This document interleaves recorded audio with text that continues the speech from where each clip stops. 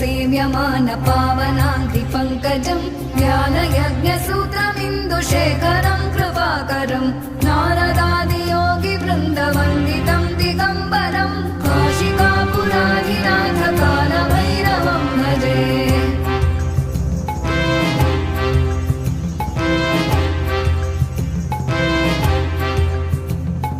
भानुकोटिभास्वरं भवाब्धितारकं परं नीलकण्ठमीप्सितार्थदायकं त्रिलोचनं कालकालमम्बुजाक्षमक्षशूलमक्षरं काशिकापुराधिनाथ कालभैरवं भजे।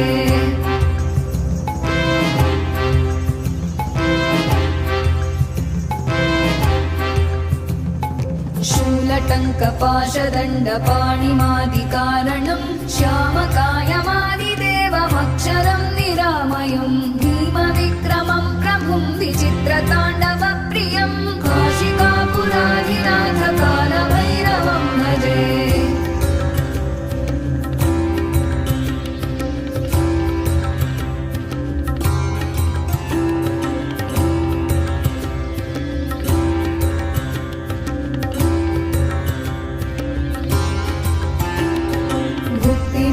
दायकं प्रशस्तचारुविग्रहं भक्तवत्सलं स्थितं समस्तलोकविग्रहं विनिक्मणं मनोज्ञहेम किङ्किणीलसत्कटिं काशिकापुराधिनाथ कालभैरवं भजे।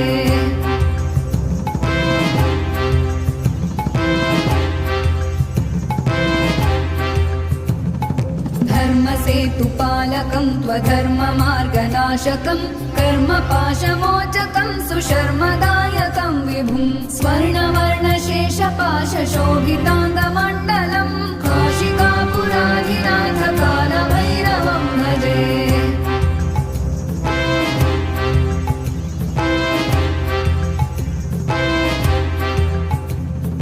रत्नपादुका प्रभाभिरामपादयुग्मकं नित्यमद्वितीयमिष्टदैवतं निरञ्जनं मृत्युदर्पनाशनं करालदंष्ट्रमोक्षणं काशिकापुराधिनाथ कालभैरवं भजे।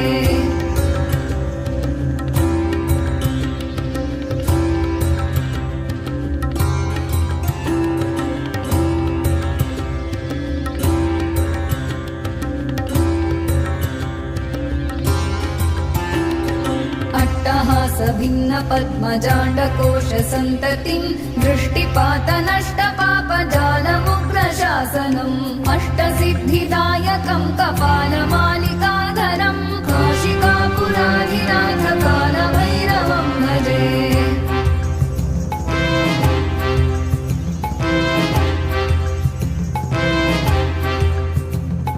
भूतसङ्घनायकं विशालकीर्तिदायकं काशीवासलोकपुण्यपापशोधकं विभुं नीतिमार्गकोविदं पुरातनं जगत्पतिं काशिकापुराधिनाथ कालभैरवं भजे।